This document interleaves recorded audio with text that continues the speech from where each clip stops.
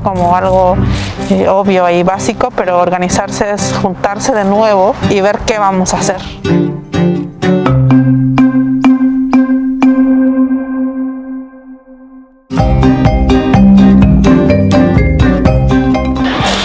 Bienvenidos a esta serie de charlas en donde discutimos temas de sustentabilidad, acción climática y la emergencia de un cambio en nuestro mundo.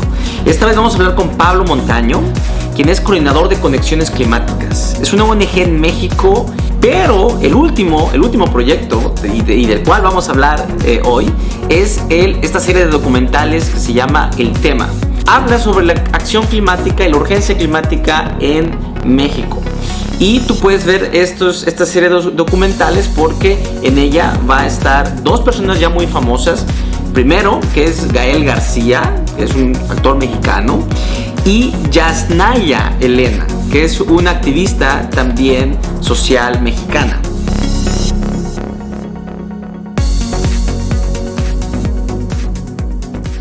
Pablo, preséntate y dinos quién eres. Yo soy Pablo Montaño, soy coordinador de Conexiones Climáticas, una organización dedicada, entre otras cosas, a la comunicación sobre la crisis climática, y actualmente estoy colaborando como guión y productor de una serie de documentales llamados El Tema, que hablan sobre la crisis climática en México, que están protagonizados por Yasnaya Aguilar, una lingüista mije, y Gael García Bernal, el actor mexicano.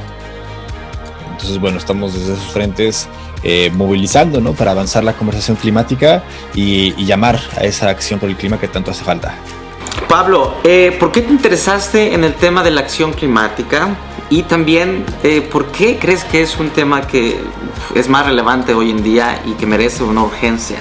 Yo estudié Ciencias Políticas en mi licenciatura, y porque me interesaba la política, no necesariamente me gustaba la política, ¿no? Y uno de los temas que más me jalaban de la agenda pública era las cuestiones medioambientales.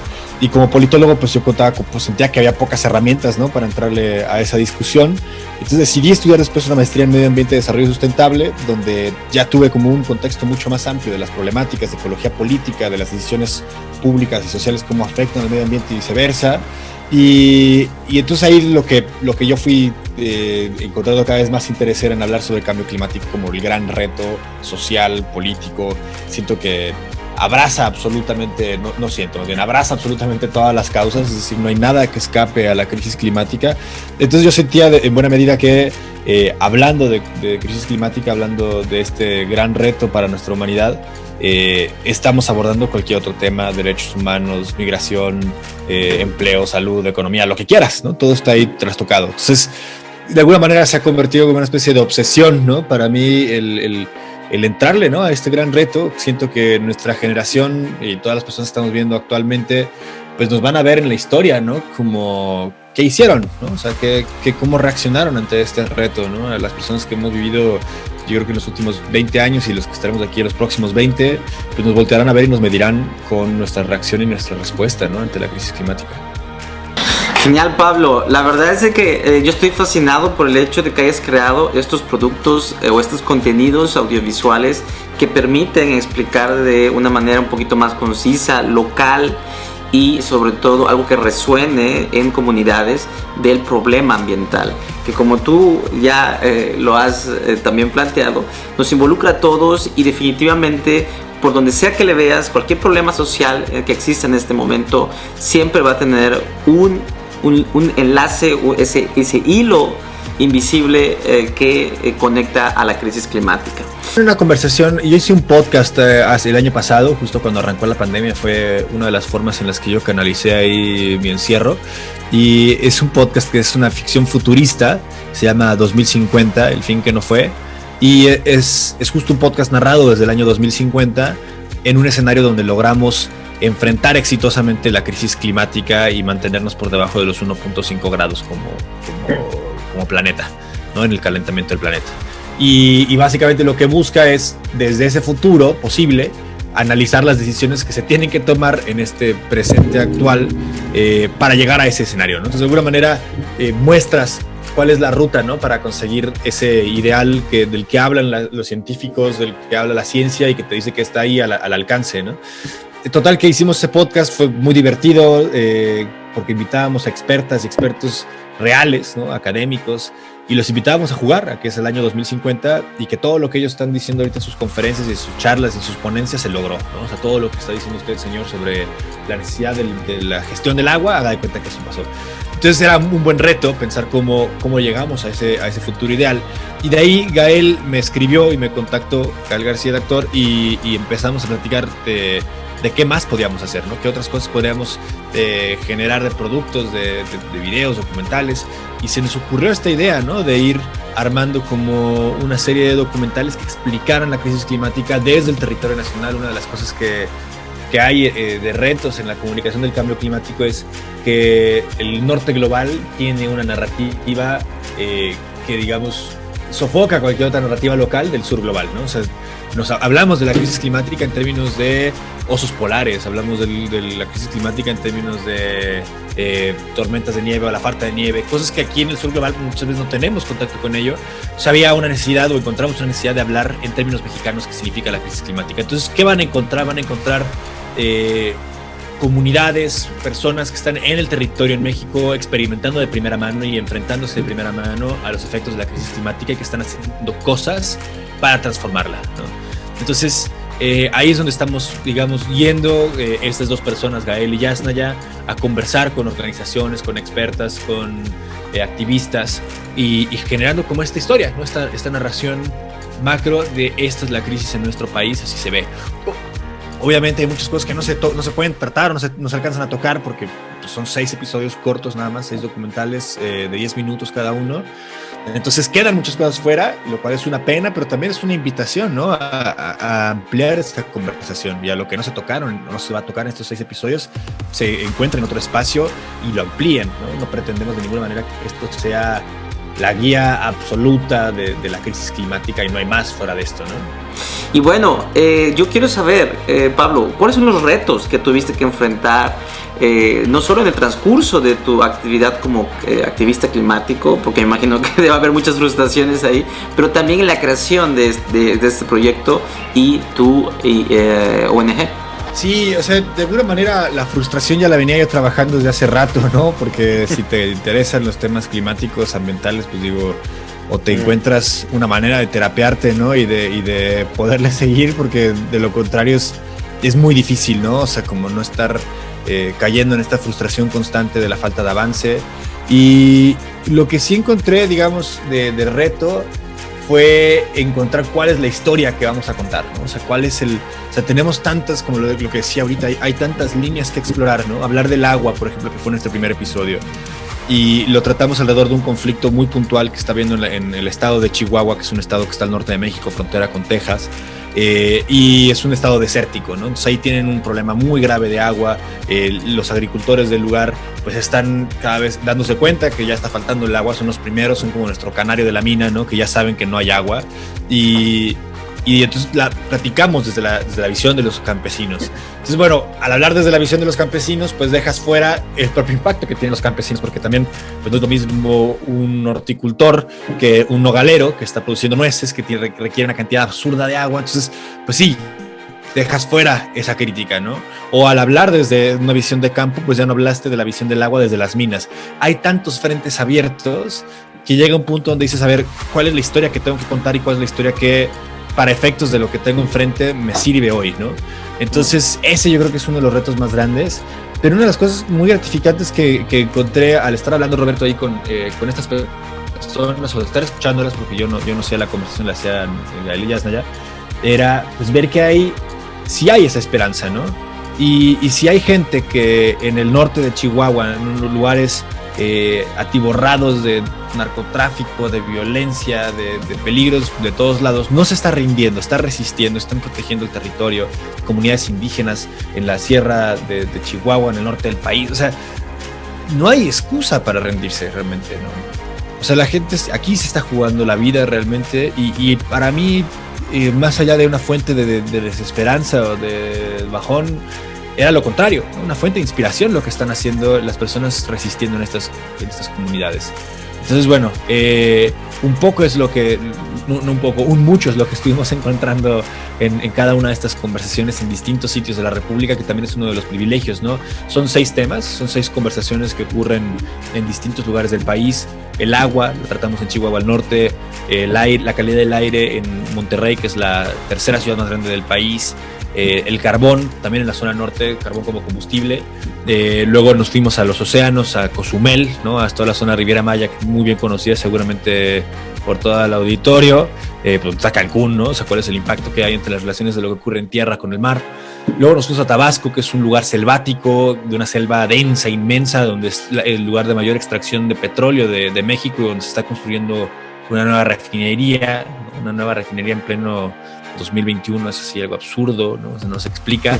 Y terminamos en alimento, que lo llevamos a Jalisco, a Chapala, que es como todos los estereotipos mexicanos que existen salen de Jalisco, ¿no? Entonces, pues una combinación ahí de factores y de escenarios y contextos que son muy diversos en México y que aprovechamos también para contar una historia que tiene pues miles de caras, ¿no? Miles de ángulos y que luego por lo mismo es difícil de aterrizar la crisis climática, que es uno de los retos, ¿no? Al ser esta problemática fluida de muchas formas, pues nos cuesta trabajo hablar de ella, ¿no?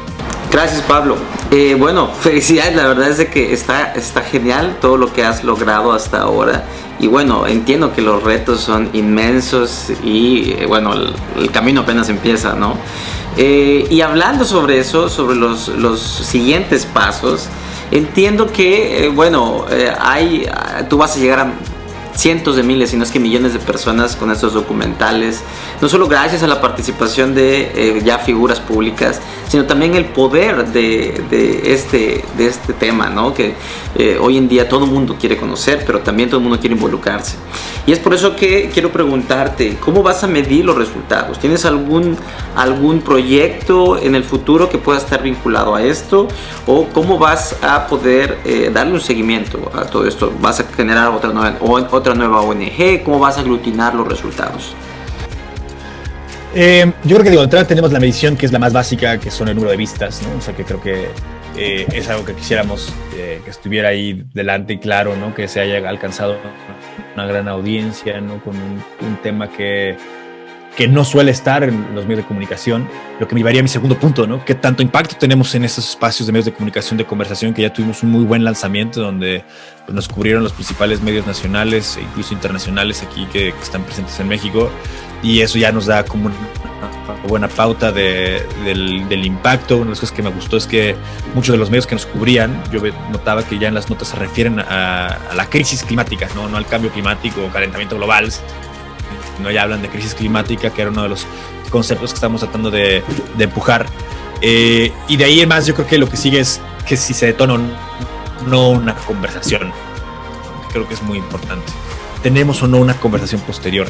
Justo estamos soltando estos videos en medio de una época electoral, entonces no es sin querer, es queriendo, ¿no? Porque queremos precisamente que se usen los argumentos, se usen las discusiones, se usen las problemáticas que se plantean para presionar a las y los candidatos, ¿no? Oye, ¿qué va a hacer con el agua? Aquí están diciendo que tenemos 7 de cada 10 ríos contaminados en este país. ¿Tienes alguna propuesta? ¿Te has preguntado si vamos a hacer algo respecto al agua? ¿Qué va a hacer con la calidad del aire? En este documental están diciendo que la contaminación del aire está vinculada a muertes prematuras de niños, ¿no? Y niñas, y a casos de diabetes y demás. ¿Qué vamos a hacer? Porque estoy viviendo en una ciudad tan contaminada por aire. O sea, queremos detonar esas conversaciones, ¿no? Y ese yo creo que sería nuestro indicador de mayor éxito. Sabemos que estamos lejos todavía en México de tener una población ampliamente documentada y consciente y preocupada por las cuestiones medioambientales y climáticas, pero es donde queremos empezar, ¿no? O sea, llevándoles la discusión a su cara, a su mesa, a su familia, a lo que nos importa. Y yo creo que al final de cuentas, uno de los grandes problemas que tenemos las personas que estamos dedicadas a la comunicación del cambio climático es hemos fallado en entender que la gente quiere hablar de sus problemas. Perdón, pero a la gente no le importa mucho el derretimiento de los polos porque nunca lo han visto, ¿no? O sea, y es muy difícil de conceptualizar. ¿A mí qué? ¿No? O sea, se suena grave, ¿no? Ahí han estado miles de años, porque, o sea, pero no sé por qué me importa. Entonces, al llevarlo a la conversación personal, a tu comida, a tu aire, a tu familia, a tus hijos, a tu comunidad.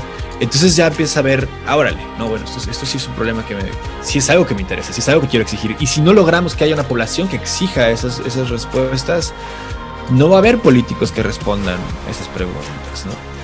Entonces, pues sí es un trabajo a largo plazo, muy lento, muy lejos quizá todavía conceptualmente, pero queremos poner el acelerador, queremos llegarle por varios frentes y es a lo que le estamos apostando. Pablo, ¿qué es lo más optimista que has encontrado en tu trabajo, en estos días o meses de trabajo que tienes? Esa gota de esperanza que parte a partir de este complicado proceso de abordar una problemática que muchas veces puede romperte el ánimo y que bueno, seguramente debes de haber encontrado por ahí algo que también te permita rescatar y encontrar un futuro prometedor. Sí, sin duda, y creo que está en esa resistencia que les comentaba hace una pregunta, ¿no? De las comunidades y lo que están luchando y llevando. Yo creo que la esperanza, ¿no? O sea, no viene de un solo lado, no viene de una sola forma, no va a venir de la forma de una candidatura o de un político o de una promesa, ¿no? La esperanza tiene que venir desde la activación y desde la organización de las comunidades. Y eso es cuando lo veo eso, entonces siento que sí hay forma, ¿no? Sí hay por dónde. Cuando ves una comunidad resistiendo, cuando ves a gente que en sitios donde cualquiera se habría rendido ya, cualquiera habría tirado la toalla, que están, por ejemplo, a 6 kilómetros de donde están construyendo esta refinería que te digo, en un lugar donde hay lluvia ácida, en un lugar donde todo depende del petróleo, ¿no? Toda la economía local. Encuentras una serie de giratarios, ¿no? Campesinos que están sembrando mangle, ¿no? Y que están restaurando ecosistemas desde sus conocimientos y que no solo están restaurando, sino que están yendo a capacitar a otros sitios y están bajando fondos y recursos internacionales para seguir sembrando mangle y están generando técnicas nuevas para sembrar mangle con mayor éxito. O sea, dices, wow, ¿no? O sea, wow, entonces se puede, ¿no? Cuando ves comunidades agroecológicas que están restaurando el suelo, limpiando el agua, ¿no? Y que están permeando esto a siguientes generaciones, ves que lo que falta son impulsos, ¿no? Y lo que falta es que nos dejemos de discusiones quizá a veces abstractas, estériles, ¿no? Y que están en los términos de los poderosos y de quienes quieren conservar ese status quo, y pasemos a una esperanza activa, ¿no? Tenemos, yo digo, en México, en español, los que hablamos español, la mala suerte de que la esperanza tiene escondida, la palabra esperanza tiene escondida la espera, ¿no? Y la pasividad en eso. Entonces, ¿cómo cambiamos incluso también el lenguaje y le arrebatamos esa pasividad a la esperanza y la volvemos en un verbo acción, ¿no? Y en una acción contundente y en algo radical y en algo que en verdad rete a otros, invite a otros a activarse. ¿Cuál es uno de los consejos que le quieres dar a cualquier persona que está en México y se quiere involucrar en el tema, o bueno, que incluso esté visitando solo México y no conoce del tema, y que, bueno, tú puedes también darles un mensaje de, lógicamente, conciencia o de invitación a la acción? Yo creo que lo que hay que hacer es simplemente mirar a nuestro alrededor, ¿no? Y entender que no es una cuestión que puedas creer o no en ella, ¿no? No es algo que te toca decidir si crees o no en la crisis climática. Ya la estamos viendo, ¿no? Solo cosa que volteemos a ver a nuestro alrededor, es cosa que entendamos que incluso la pandemia que estamos viviendo es un producto de una degradación ambiental, ¿no? Y que desde ese reconocimiento entendamos que estamos siendo interpelados a la acción, estamos siendo interpelados al actuar, al movilizarnos, al responder, ¿no? Y creo que ahí está la clave, ¿no? O sea, una vez que veamos nuestro entorno y cada quien tenemos la posibilidad de encontrar esas muestras en nuestra comunidad, ¿no? Desde que estamos viendo, hay esas claras señales, y entendamos que tiene que estar atravesado por un concepto de justicia, ¿no? O sea, que si no lo vemos como una oportunidad o como una necesidad de revertir las grandes injusticias y desigualdades globales, locales, ¿no? que estamos viendo, pues estaremos replicando modelos igualmente injustos con soluciones, ¿no? Pero que van a exacerbar también estas mismas violencias, ¿no? que van a generar más violencias y que no podemos salir de un problema para entrar a uno nuevo, ¿no? Y entonces hay que cuestionar muy profundamente desde dónde estamos parados. Bueno, Pablo, la última pregunta. Por favor, unos tips para nuestra comunidad. ¿Qué tips poderosos les puede dar a esa próxima generación de líderes que van a estar también creando proyectos, buscando soluciones y enfrentando este problema en gran magnitud o incluso gran urgencia? ¿Qué recomendaciones les das, personales o profesionales? Sí, mira, justamente yo tuve la suerte, no sé si suerte todavía, pero participé como candidato a diputado federal en una elección hace 3 años, ¿no? De manera independiente. Este año me estoy dedicando a esto, entonces decidí no participar en política, pero una de las cosas que yo siempre recomiendo a gente que está involucrada en política o que quiere hacer algo desde ese frente es: no se esperen a que sea rentable políticamente hablar de este tema. La política te jala al pragmatismo y te jala a solo hablar lo que sabes que tu electorado va a hablar y lo que va a avanzar y lo que tiene posibilidad de ganarte votos, ¿no? Y yo lo que les diría es: necesitamos transgredir esas lógicas políticas que son lo que nos tiene aquí.